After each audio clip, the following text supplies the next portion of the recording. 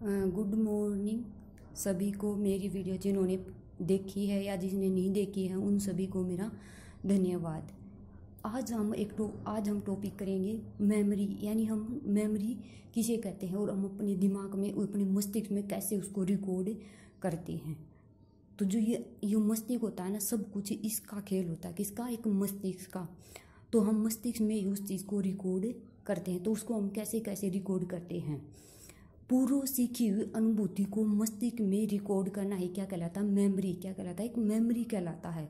और वो रिकॉर्ड हम कैसे करते हैं? तो जो व्यक्ति ज़्यादा रिकॉर्ड कर पाता है ना, तो उसकी मेमोरी की एक विशेषता होती है कि वो एक्यूरेट होता है और वो बहुत जल्दी उसको याद कर लेता है। जो वो याद करता है ना, उसकी धारणा क्षमता भी उसी के अकॉर्डिंग होती है, कम या ज़्यादा। तो उसी के पर आज मेरा विषय है कि हम मेमोरी को कैसे उन्नत बना सकते हैं, यानी कैसे अपनी जो मेमोरी होती है ना उसको इम्प्रूव कर सकते हैं। तो इसमें कुछ बेसिक से पॉइंट होते हैं कि कैसे कैसे वह चीज़ होती है। जैसे एक छोटी चींटी जो हमारे शरीर पे चढ़ जाती है ना कई बार, तो हमें उसका तभी पता चल जाता है। तो वो क्या होती है? सेंसेशन की उसकी संवेदना हमें हो गई। उसके आधार पर हमें परसेप्शन करते हैं, पर परसेप्शन के आधार पर फिर इनकोड करता है उसको ब्रेन में। फिर ब्रेन में इनकोड करने फिर वह स्टोर होती है कि वहाँ पे चल रही है, वो स्टोर होगी उस चीज़ में। फिर उसके बाद हम उसको रिट्रीवल करते हैं, मतलब दोबारा देखते हैं कि वो कहाँ पे है। जब वो काट लेती है तो इसके आधार पर यह चीज़ हमें प्रोसेस में होती है। कैसे होती है यह चीज़? प्रोसेस में होती है। पहले क्या चीज़ होती है इसमें? देखो, पहले होती है सेंसेशन, फिर होती है परसेप्शन, फिर होती है इनकोडिंग, फिर होती है स्टोरेज, फिर होती है रिट्रीवल। तो इस प्रकार ये चीज़ें उसमें होती हैं। तो वो चीज़ सेंसेशन हुई, फिर परसेप्शन, फिर इनकोडिंग, स्टोर, रिट्रीवल। तो उसी प्रकार ये जो हमारा मस्तिष्क होता है ना, इसके 4 लोब होते हैं और वो अब अपना काम करते हैं उसके आधार पर अलग अलग। जैसे सबसे होता है फ्रंटल लोब। जब हमें गहरी रूप से किसी चीज़ को याद करते हैं, देख कर उसके मीनिंगफुल करके, तो वो जो काम करता है फ्रंटल लोब करता है। फिर होता है पेरिटल लोब। ये होता है हमारा यहाँ से होता है पेरिटल लोब। एक होता है टेम्पोरल लोब, होता है यहाँ पे जो कान की साइड होती है, यहाँ होता है टेम्पोरल, जिससे हमें सुनते हैं। जब कई बंधु नहीं कहते हैं कि सुना हुआ देखे हुए से भी ज़्यादा बेटर होता है, कोई बात हम सुन लेते हैं तो तभी तो कहा ना कि अच्छे से सुनो उसको, फिर उस काम को करो, क्योंकि उसने सुना कुछ और वो दूसरों को कुछ गलत इन्फॉर्मेशन देगा। तो इसलिए सुनना सबसे इम्पोर्टेंट होता है। ये बाद वाला होता है ऑक्सीपिटल लोब। तो ये 4 लोब होते हैं मनुष्य के मस्तिष्क में। तो इनके आधार पर व्यक्ति अपनी मेमोरी को स्टोर भी करता है और जो प्रत्येक पार्ट आप अपना काम है वो करता है। तो फिर हमारा जो शरीर होता है ना, उसमें हजारों करोड़ों लाखों करोड़ों में न्यूरॉन्स होते हैं जो अपना काम करते हैं। यानी उसमें क्या होता है, सूचना जाती है उस आधार पर, फिर वो पूरे शरीर में जाती है। तो वो सूचना हमारे शरीर में कैसे कैसे जाती है? तो या इसके आधार पर क्या है, ये एक न्यूरॉन्स है। ये जो शाखा है ना इसमें, ये जो ये रिया क्या है, डेंड्राइट। और डेंड्राइट से होते वो सेल बॉडी यानी सेंटर में जाती है। फिर एक्सोन से होती है वह पूरे शरीर में यानी एंड ब्रूस तक वह चीज़ फैल जाती है। तो इस प्रकार जो वो सूचना होती है, जो मैसेज होता है, वो शरीर में फैल जाता है प्रत्येक को कि कहाँ पर कीड़ी चल रही है, कहाँ पर उसने काटा है, तो आदि आदि। जब कई बार कीड़ी हमारे शरीर पर चढ़ जाती है ना, तो तब होता है उसके आधार पर। तो उसी के आधार पर ये चीज़ हमें हमारे मस्तिष्क को कैसे पता चलती है और उसको हम कैसे इम्प्रूव कर सकते हैं इसके आधार पर। जैसे कभी कहा नहीं जाता है कि एक जब मेमोरी किसी की लॉस हो जाती है या कहीं दुर्घटना हो जाती है, तो उसमें ये नहीं कहते कि सबकी हेलमेट का प्रयोग करो, टाई बेल्ट का प्रयोग करो। क्यों कहते हैं? क्योंकि ताकि ये जो हमारा मस्तिष्क होता है ना, सब कुछ ये मस्तिष्क है, अगर ये बच गया तो हमारे चलने फिरने की, खाने की क्षमता, सोचने की क्षमता है, पीछे क्या था आगे क्या था, वो उन इफेक्ट होने से बच जाए। तो जो एक मोनोवाइज अमानिया होता है ना, एक जो मेमोरी लॉस होता है अमानिया, इसमें क्या होता है, व्यक्ति या तो जो पीछे वाली जो बातें होती है वो भूल जाता है, या वो प्रेजेंट की बातें होती है वो भूल जाता है, उसको याद नहीं रहता है। तो आज का हमारा विषय यही है, मेमोरी। जब मेमोरी लॉस हो जाती है तो उसको कैसे हम इम्प्रूव करते हैं। कई व्यक्ति क्या कहते हैं कि मुझे तो याद ही नहीं रहता, 2 मिनट पहले मैंने यहाँ वस्तु रखी थी, पता नहीं वो कहाँ गई। असल में उसने वो वस्तु वहाँ पे रखी ही नहीं, उसको याद ही नहीं रहता, उसने रखी कहीं और थी और ढूंढ वो कहीं और रहा है। तो यही है कि वो अपनी मेमोरी को कैसे इम्प्रूव कर सकता है। और एक है कोर्साकोफे सिंड्रोम होता है ना, इसमें एक व्यक्ति को क्या होता है, जो व्यक्ति अधिक शराब पीते हैं ना, उसकी मेमोरी लॉस हो जाती है। इसमें जो शराब पीता, तभी तो कहते हैं कि शराब का सेवन मत करो, क्योंकि उससे आपके शरीर पर, आपके मस्तिष्क पर, आपके परिवार पर उसका इतना इफेक्ट पड़ता है कि आपको कुछ याद नहीं रहता है, बल्कि आप कहीं पड़े हो, आपके ऊपर जानवर, कुत्ते आपके शरीर पर बाथरूम करते हैं, आपको कुछ भी होश नहीं रहता। तो इसीलिए तो कहा जाता है कि शराब का सेवन मत करो। अगर आपको शराब पीनी भी है तो आप शाम को पीकर सो जाओ, सुबह अपने काम पर चले जाओ। ये बहुत ही इंपॉर्टेंट है, लेकिन कुछ व्यक्तियों को ये बात समझ में नहीं आती है। तो मैं आपके लिए इसी आधार पर मैं आपके लाई जाती कि ये व्यक्ति कैसे कैसे काम करता है। एक इमेगडला, एक हिप्पोकैम्पस होता है ना, हिप्पोकैम्पस जो हमारी मस्तिष्क में होता है, एक लिम्बिक सिस्टम होता है हमारी मस्तिष्क का, उसका एक पार्ट होता है हिप्पोकैम्पस। और हिप्पोकैम्पस का संबंध होता है हमारी मेमोरी से। जब हिप्पोकैम्पस भी क्षतिग्रस्त हो जाता है किसी कारण, तो व्यक्ति उसमें भी कुछ चीज़ें भूल जाता है, पास्ट की या फ्यूचर की चीज़ें, वो उसमें क्या होती है, वो चीज़ वो भूल जाता है। तो आज का मेरा टॉपिक है कि हमें मेमोरी को कैसे इम्प्रूव कर सकते हैं, जो अपनी मेमोरी है उसको हम कैसे इम्प्रूव कर सकते हैं। तो मेमोरी को उन्नत करना, तो इसमें एक वुंड्रो ने, एक मनोवैज्ञानिक था, 1927 में उन्होंने अपनी मेमोरी ट्रेनिंग के बारे में बताया। किसके बारे में? मेमोरी ट्रेनिंग, कि हम अपनी मेमोरी को कैसे ट्रेन कर सकते हैं, यानी कैसे उसको मजबूत कर सकते हैं। तो इसमें कुछ पॉइंट है जिनके आधार पर हम अपने प्रयोग को कर सकते हैं। ओवर लर्निंग कौन सा है? ओवर लर्निंग कौन सा है? Over learning. सबसे पहला पॉइंट है ओवर लर्निंग। जब भी हम कभी पढ़ते हैं या कभी कुछ काम सीखते हैं तो हमने एक बार उस काम को सीख लिया, लेकिन अगर हम उस काम को बार बार करते हैं तो वो क्या होती है, बार बार करने से वो मजबूत हो जाती है, और मजबूत होने के बाद वो स्टोर हो जाती है। लेकिन ये भी कहा जाता है कि बार बार करने से कई व्यक्ति क्या होते हैं, ऊब जाते हैं उस काम से, लेकिन वो ऊब बेशक जाता हो, लेकिन वह चीज़ क्या होती है, मजबूत हो जाती है। तो इसीलिए हमें उस चीज़ को और करना चाहिए। जैसे इंजीनियरिंग का काम है या कोई लकड़ी का काम है, तो वो क्या करते हैं, उसको बार बार करने से उसको और भी इम्प्रूव हो जाती है, वो नए नए खिलौने कुछ और भी सामान बनाने लगता है।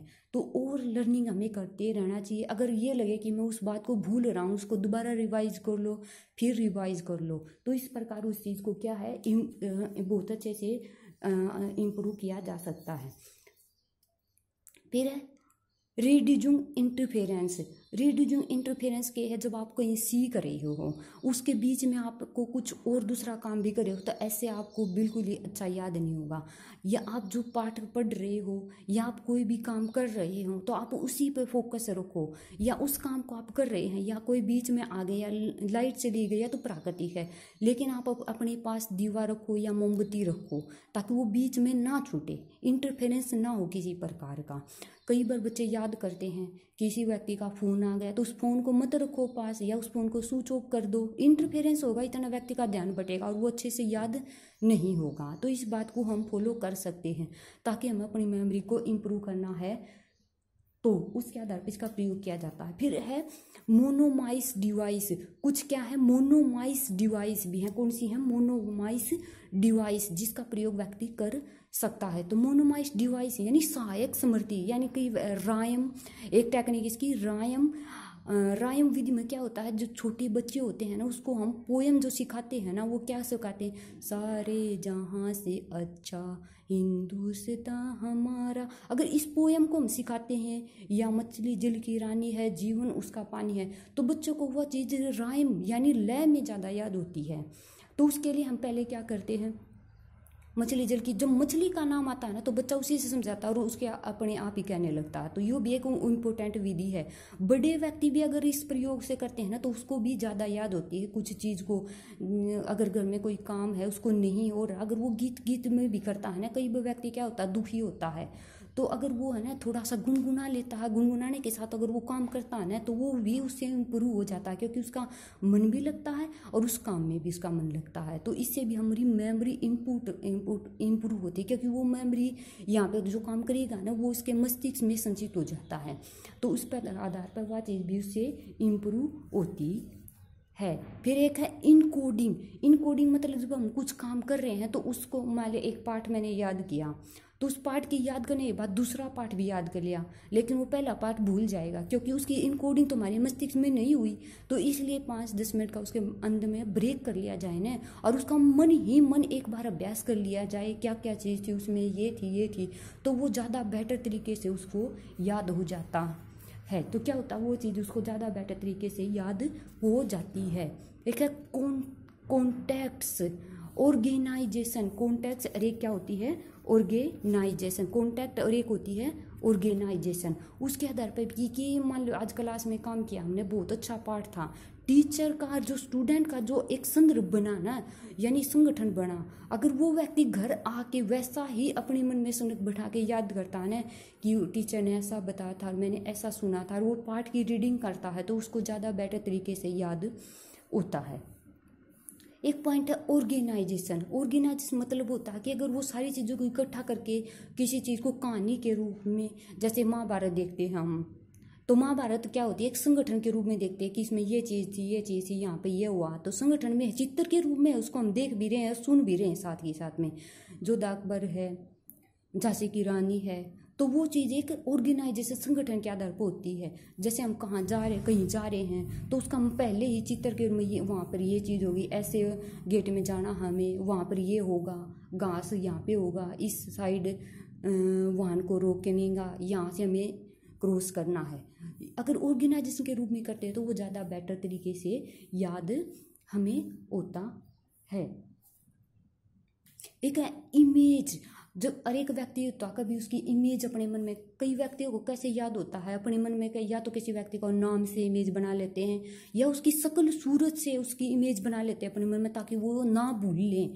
तो ये भी एक इम्पोर्टेंट विधि है कि उसकी इमेज बना लिया अपने की यहाँ पर ये चीज़ होगी, तो उसके आधार पर एक लोक की विधि है। कौन सी है? एक लोक की विधि है, जिसके आधार पर भी हम उसको बहुत अच्छा कर सकते हैं। लोक की विधि, LOCI, लोकी मेथड। कौन सा है? एक लोकी मेथड के आधार पे भी उसको ठीक किया जा सकता है। लोकी मेथड होती है, जैसे हम कहीं यूनिवर्सिटी में जा रहे हैं तो उसका एक मैप होता है ना यूनिवर्सिटी के बाहर, अगर उस मैप को हम एक बार देख लेते हैं तो जहाँ जो से रूम में जाना, हमें जिस डिपार्टमेंट में जाना उसी में पहुँच सकते हैं, क्योंकि उसमें स्थान के आधार पर कि यह चीज़ इतनी दूरी पर या इतनी किलोमीटर है, अगर वो ऐसे कर लेते हैं तो उसके आधार पर भी हमारी मेमोरी स्टोर इम्प्रूव होती है। ये पता चल जाता है कि वो चीज़ वहाँ हमें पूछने की ज़रूरत नहीं होती। अगर इन टेक्निक्स को हम फॉलो करते हैं ना तो हम अपनी मेमोरी को बहुत अच्छे से इम्प्रूव कर सकते हैं।